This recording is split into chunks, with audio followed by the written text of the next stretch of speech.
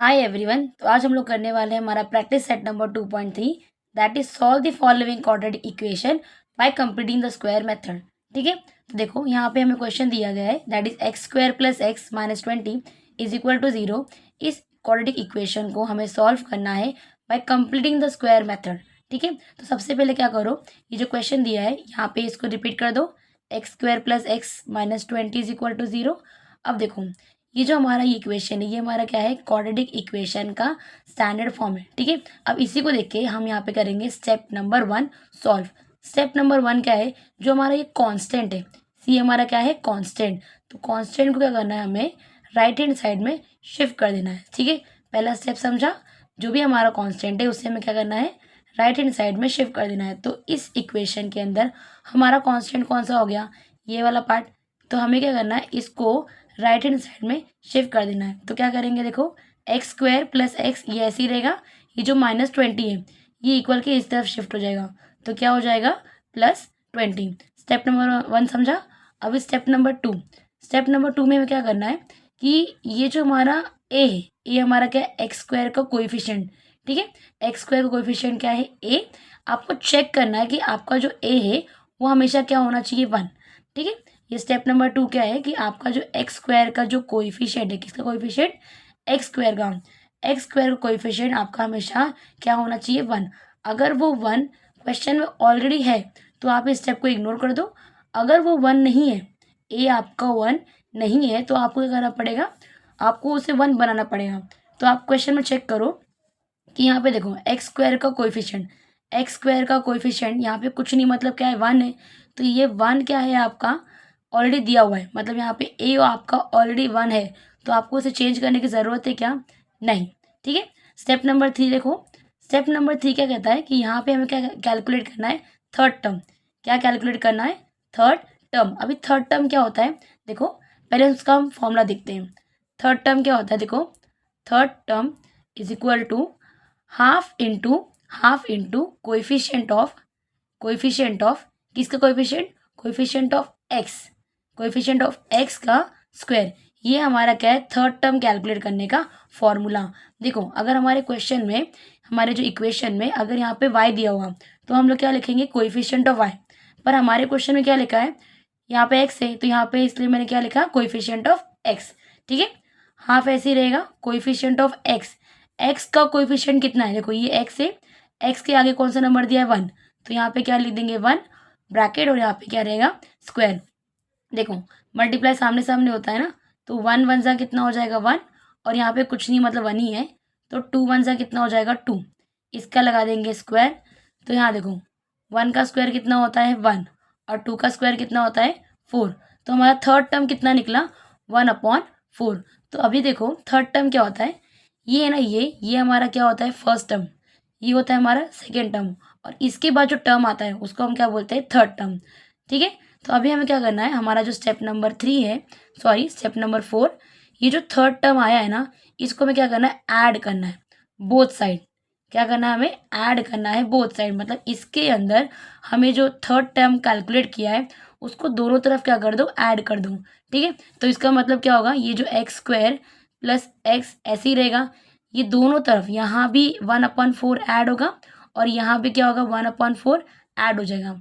ठीक है, अब देखो ये वाला पार्ट पहले सॉल्व करते हैं। देखो यहाँ पे कुछ नहीं, मतलब क्या है, 1 है, राइट, तो ये इससे पहले मल्टीप्लाई करेगा, तो 20 मल्टीप्लाई बाय 4 कितना हो जाएगा, 80, और ये कितना हो जाएगा, 1 मल्टीप्लाई बाय 1 1, 4 1 ज़ा 4, तो यहाँ पे कितना आया, 80 + 1 कितना हो जाएगा, 81/4। ठीक है, ये इजी पार्ट था। अब यहाँ ध्यान दो, ये जो पार्ट है ना, ये थोड़ा सा कॉम्प्लिकेट हो सकता है।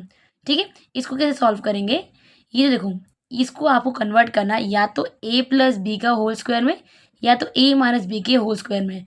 ठीक है, तो कैसे करेंगे, इसके लिए आपका जो पहला टर्म है, पहला टर्म क्या है, एक्स स्क्वायर है ना, तो आपको यहाँ पे सिर्फ क्या लिखना है, x। ठीक है, और सेकेंड टर्म जो हमारा मिडिल टर्म है, ठीक है, मिडिल टर्म के पास साइन कौन सा है, प्लस। तो अगर मिडिल टर्म के पास साइन प्लस रहेगा तो यहाँ पे हम क्या लगाएंगे, प्लस। अगर मान लो आपके मिडिल टर्म के पास माइनस का साइन होता तो हम यहाँ पे क्या लगाते हैं, माइनस। पर हमारे इस क्वेश्चन में मिडिल टर्म के पास साइन कौन सा है, प्लस का, इसलिए हम यहाँ पे क्या करेंगे, प्लस का साइन लगाएंगे।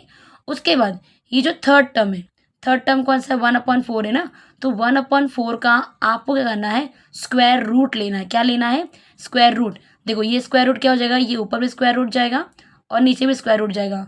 तो 1 का स्क्वायर रूट कितना होता है 1, और √4 कितना आंसर आता है 2।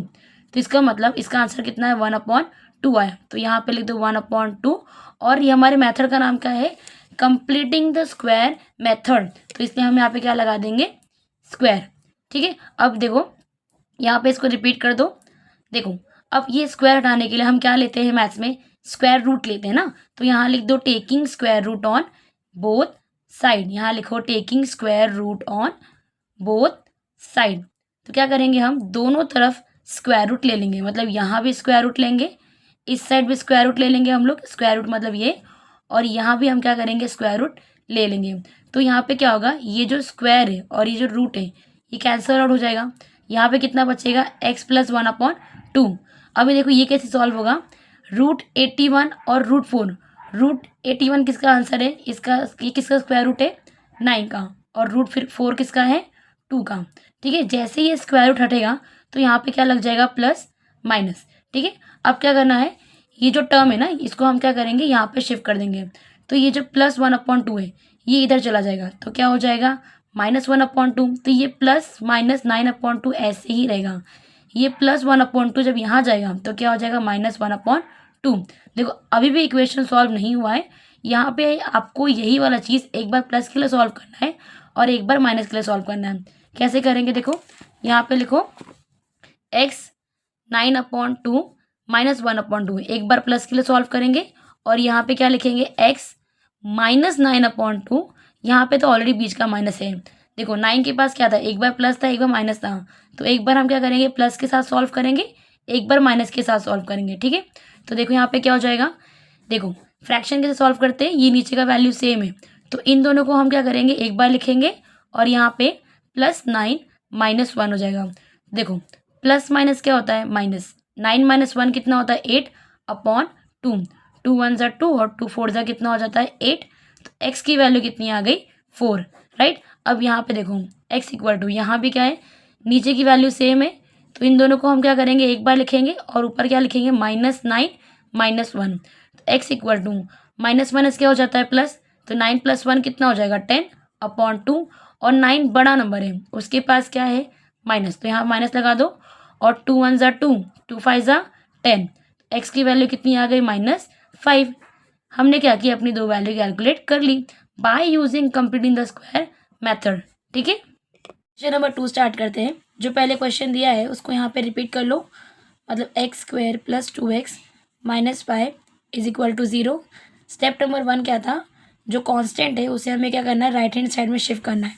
तो क्या करेंगे, x² + 2x ऐसे ही रहेगा, -5 इक्वल के उस तरफ जाएगा तो क्या हो जाएगा +5। स्टेप नंबर 2 क्या था कि हमारा जो x² का कोएफिशिएंट है वो चेक करो कि क्या वो 1 है। तो यहाँ पे चेक करो ये 1 है कि नहीं है, यहाँ पे कुछ नहीं, मतलब क्या 1 है। तो वो स्टेप नंबर 2 हम क्या करेंगे, इग्नोर कर देंगे।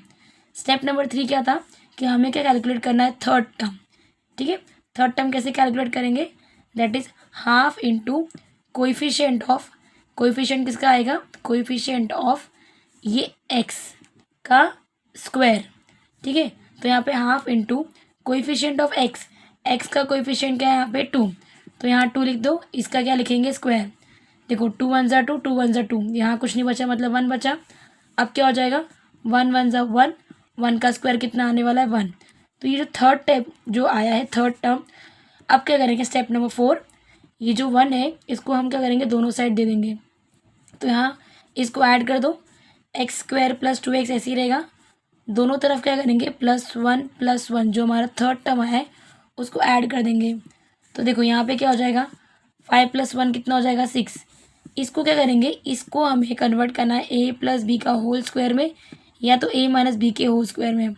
तो कैसे करेंगे, देखो यहाँ पे ये जो पहला टर्म है ना ये x² है तो यहाँ पे क्या लिख देंगे x, जो मिडल टर्म है उसका साइन क्या है प्लस, तो यहाँ क्या लगाएंगे प्लस। और ये जो थर्ड टर्म है 1, इसका हम लोग क्या लेंगे स्क्वायर रूट। तो 1 का स्क्वायर रूट कितना आता है 1, तो यहाँ पे लिख दो 1 और यहाँ क्या हो जाएगा स्क्वायर। ठीक है, ये हम नीचे उतार लेंगे। अब क्या करेंगे, ये स्क्वायर को हटाने के लिए लेंगे स्क्वायर रूट। तो यहाँ लिखो taking square root on both side, दोनों तरफ क्या करेंगे हम लोग स्क्वायर रूट ले लेंगे। तो यहाँ पे स्क्वायर रूट लेंगे और यहाँ पे स्क्वायर रूट ले लेंगे। देखो ये स्क्वायर और ये रूट क्या हो जाएगा, कट जाएगा। यहाँ पे कितना बचेगा x+1 और यहाँ पे क्या बचेगा ±√6, क्योंकि √6 किसी का भी रूट नहीं होता, इसके लिए यहाँ पे ये ऐसे ही बचेगा। अब क्या करेंगे, ये जो +1 है इसको यहाँ पे शिफ्ट करेंगे, तो इसका साइन क्या हो जाएगा चेंज, मतलब +1 का क्या हो जाएगा -1। तो अब क्या करेंगे, इसको यही टर्म को एक बार प्लस के साथ लिखेंगे, एक बार माइनस के साथ लिख देंगे। यहाँ लिखो x = +√6 -1 और यहाँ पे x = -√6 -1। ठीक है,